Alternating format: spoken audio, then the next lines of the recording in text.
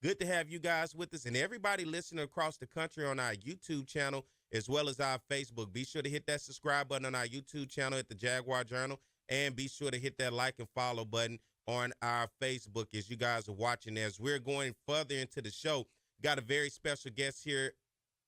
Man, listen, you don't want no problems with this guy. You don't want him in your business because if he finds out, and he's going to dig, but he's one of the best in the business, and he's going to talk to us about some things today. We want to welcome from WAFB, my man, Chris Nakamoto. Good morning, Chris.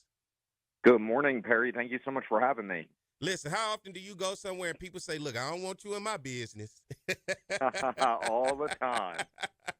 But you're one of the best out there when it comes to bringing information, and we need that in the world today. If nobody's scared to shy away from bringing and digging to get the facts and the information, and unfortunately today, the information that we're going to be talking about for our listening audience out there is the death of Caleb Williams, a 20-year-old mechanical engineering major at Southern University, who it seems as things are starting to unravel, lost his life due to a hazing incident, trying to become a member of Omega Psi Phi fraternity. And I'm going to start with you, Chris, and let's put together a timeline for people. Let's start by how this thing all began when Caleb Wilson was dropped off at the hospital. Paint that picture and kind of get us going from there. That's right. So we get a tip, basically, that a Southern University student passed away. This is now last week, so February 26th, 27th. So we publish, hey, look, a Southern University student passes away in what we're hearing from our sources is a fraternity ritual. So that story kind of just floated out there for probably a few days. And then on Mardi Gras Day of this past week, we wind up getting a tip from our sources that that fraternity ritual was all basically a lie. The story that was initially told to investigators was all a fabrication. So we publish on Mardi Gras Day from our sources, the WAFBI team, very first ones to break it, that he actually did not go to this Breck Park where the story that was initially told to police is where they had found him. He was actually at a warehouse. And so once that happened, the whole story just turned into this extraordinary lie that was told by fraternity members where they had brought him to a hospital unresponsive, and then as police began to kind of chase down leads, it was quickly discovered that he was never at this Breck Park at all. He was at this warehouse. So we go and start asking more questions. We show up at the warehouse, and then we're able to determine who owns the warehouse. We're able to talk to the person who co-leases that warehouse, and the person who co-leases the warehouse was Cleve Dunn, a Metro Council member. He said he had absolutely nothing to do with this hazing ritual. He didn't know anything about it, but he put us in touch with the person that he subleases from, Todd Smith, and Todd Smith informed us that his son is an Omega. And so we start asking more questions, and ultimately police held a news conference yesterday spelling out everything that happened and the extraordinary lies that were told that basically led to the death of this young man who's had such a bright and promising future. Now, from the initial reports, it showed that it was explained that Caleb Wilson was initially hit in the chest playing basketball. Is that correct? So the initial story that was told to police was that they were at a Breck Park off of North Sherwood Forest Boulevard, and they were playing basketball. That was not the truth whatsoever. Instead, as investigators continued to start asking questions, they realized, okay, no, he was actually at this warehouse off of Greenville Springs Road, and 9 pledges were in a line, and they were taking blows to the chest. And investigators basically said that they believed that it was Caleb McCray who was the last person who had punched him when Caleb Wilson collapsed. And once he collapsed, he began having a seizure. There were a number of minutes that went by before he wound up going to the hospital, before anyone brought him to the hospital, and not a soul in that warehouse dialed 911 to render aid or offer any sort of assistance for Wilson as he lay unresponsive in that warehouse. The warrants that were issued yesterday and that were released go into very great detail about everything that unfolded, And then we also learned when he was brought to the hospital, he was basically lifeless. He was seen on surveillance video being unloaded from a vehicle, totally lifeless. And the people that brought him to the hospital, they basically took off. They just left him there. And so as police began doing this investigation, it was the hospital that wound up calling them and said, hey, look, something's amiss here. And that's ultimately what started this investigation into Caleb Wilson's death. And, you know, we're here almost more than a week later since these horrific details broke about Caleb Wilson's death. And when you think about it from a family perspective, they have not had any time to grieve. As of yesterday, we haven't checked with the coroner's office this morning, but as of yesterday, the family still did not have his body to even plan a funeral.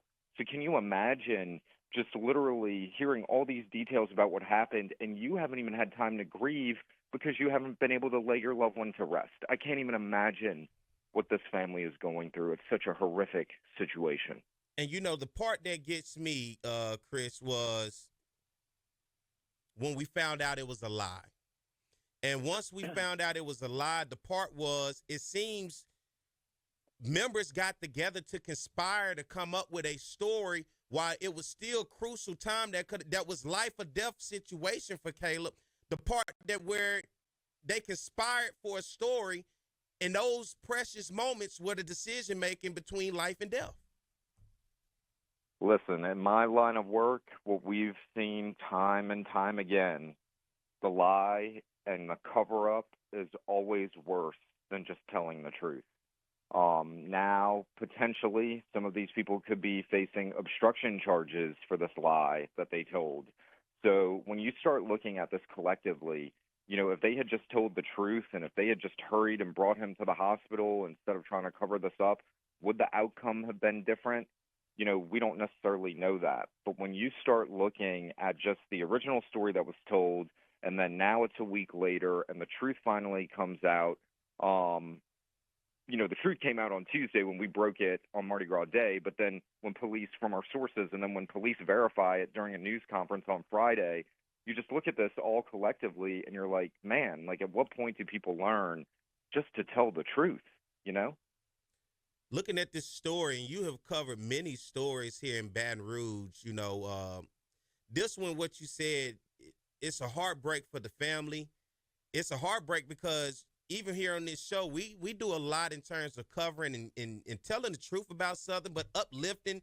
You know, we have think tanks. We do a lot here on this show, but it hit home because it's just like, man, that's right up the road. You just never, I guess, until tragedy strikes, you never expect it to happen in your own backyard, Chris.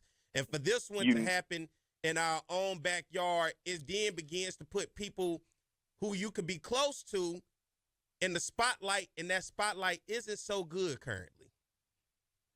You're right. And the university took this extremely seriously. So the moment that we published last week that our sources were saying it was a fraternity ritual that led to this, you know, they said that they had launched an investigation.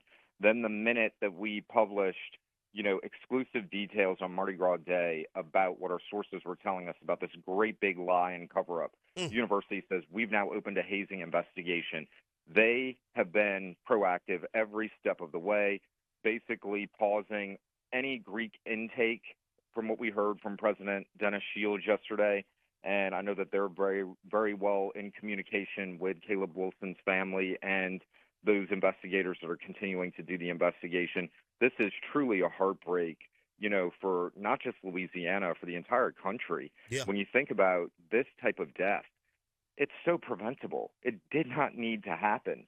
And when you look at just the feedback that we're getting from just across the state, the country, everybody's kind of echoing these same sentiments. Like this, it's 2025. Why is this still happening? You know, this was a promising young life that was just cut short so unnecessarily. You know, and it comes just 5 years after Max Gruber's death at LSU, where we had meaningful changes to state law, you know, meaningful changes that now can be used to enhance the penalties against these individuals who are now tied to Caleb Wilson's death. And so when you think about this collectively and you think, okay, we made changes to state law and these laws can be used to basically hold people accountable for what they do, and then it happens again, it's good that those laws are in place, but it raises questions about why this is still happening in the first place. And I think, from a journalist perspective covering it, it's really disheartening for the family to have to go through this, and just even the public to have to see, hey, look, this is still happening. Let me ask you this from your investigative side, from what we know now, where do we go from here, Chris? What more are we looking for people out there who are like, who still have questions and still hearing things? What's next? What's the next step to this thing from what we know currently? So the next step essentially is we know that Caleb McCray posted a bail last night and walked out. And yesterday during the news conference, they said there were 2 other individuals that were scheduled to turn themselves in. They're going to be facing misdemeanor hazing charges. So when I hear that, it makes me believe, we don't have their warrants yet, but it makes me believe that their involvement was not as great as Caleb McCray's, because these other 2 individuals, from what prosecutors are telling us, are facing misdemeanor charges. As of now, we have not been able to confirm whether or not they've turned themselves in yet, or if they'll even have to turn themselves in, because essentially a misdemeanor, they can be issued a ticket. So in the coming days, we'll find out whether or not these other 2 individuals that police had announced will turn themselves in. And then, of course, from McCray's side, there's going to be, an initial appearance. He's going to have, a court hearing where he's going to have to go before a judge and have an arraignment, where he, pleads, enters a plea to the charges at hand. And they're very serious. The manslaughter charge faces up to 4 years in prison if he's convicted. So this is certainly not something that I think prosecutors are going to take lightly, especially with, just how influential and how well respected the family of Caleb Wilson is, and just how promising his life was. I mean, when you see his picture and just, it's heartbreaking to just see what happened to him. Let me ask you this. Conspiracy, and I'm using this word because it seems as this happened, from what I'm hearing, calls were made to how we should handle or go. How far does this stretch beyond just even whoever was in the room compared to who may have given instructions on what to do? Like, how far can this go? Or does it kind of end with who's in the room is what I'm asking?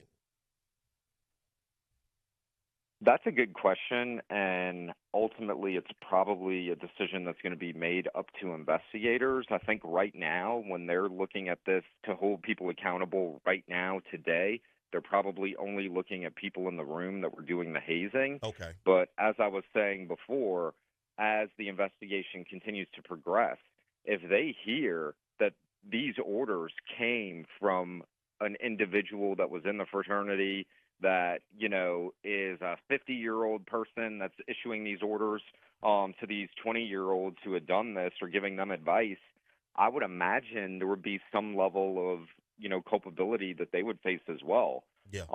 And so I'm sure those questions are being asked right now.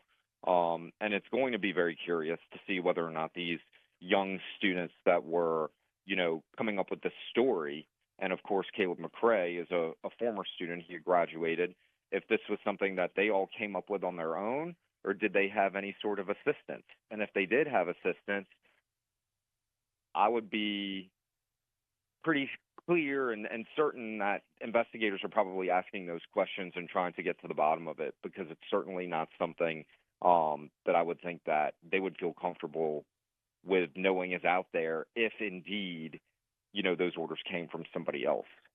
Chris, I say this when it comes to the case, man, and I appreciate all that you've been doing with trying to get us the truth, because at the end of the day, we all want to know the truth, and it's been torn on social media because you have people who are Greek, where I've seen people still trying to defend it in the name of those Greek letters, but at the end of the day, I don't give a damn about none of those letters when a life is lost. There's a limit to anything in life, and it's too far, and when someone is in distress, When there's an emergency, urgency goes into an emergency, and that's the difference on how you handle a situation, what saves lives and does not save lives. And for me, why I feel so horrible about this is a young man in Caleb Wilson who was willing to call these guys his brothers.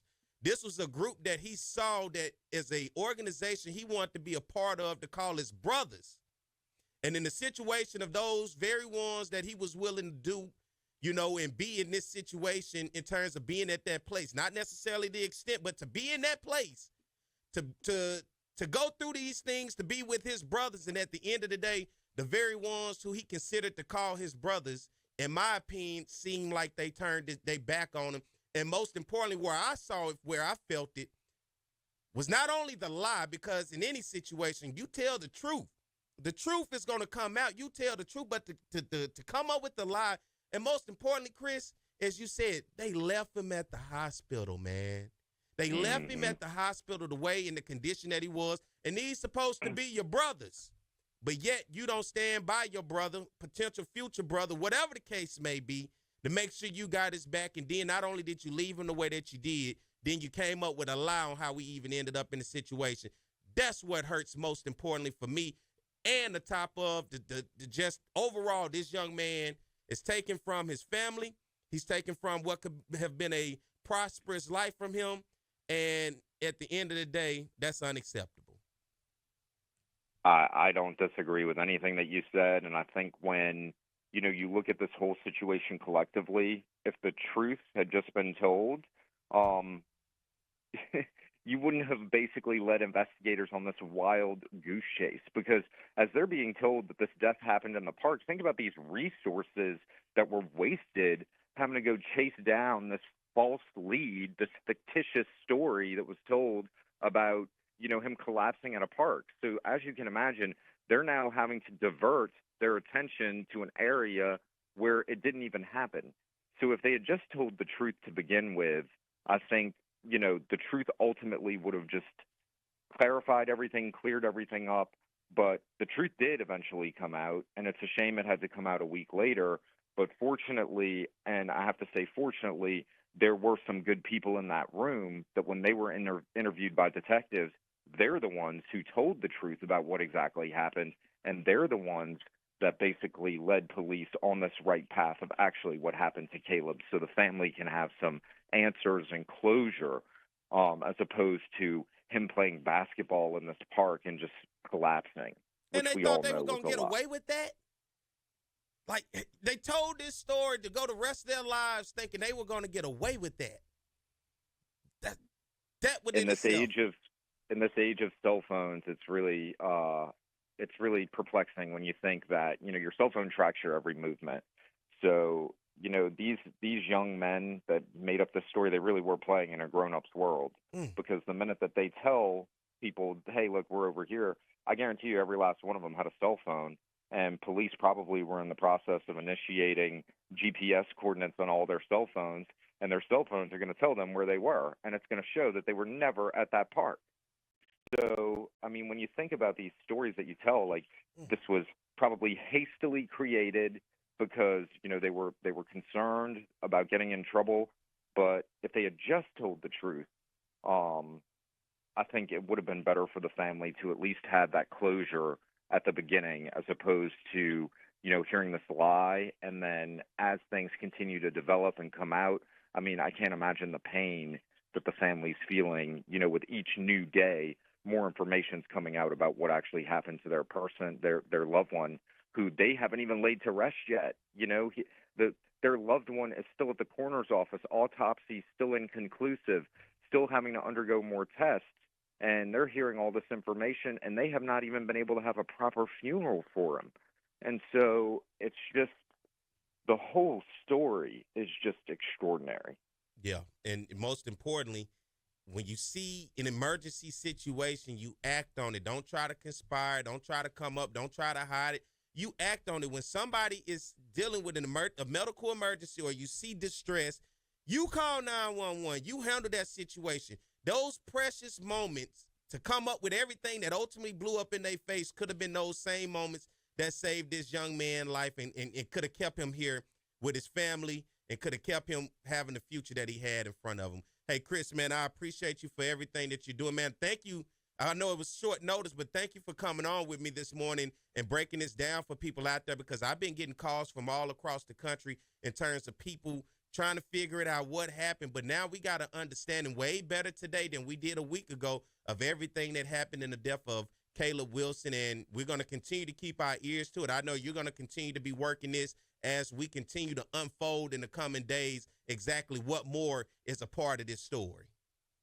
Perry, thank you so much for having me. I hope you have a great weekend.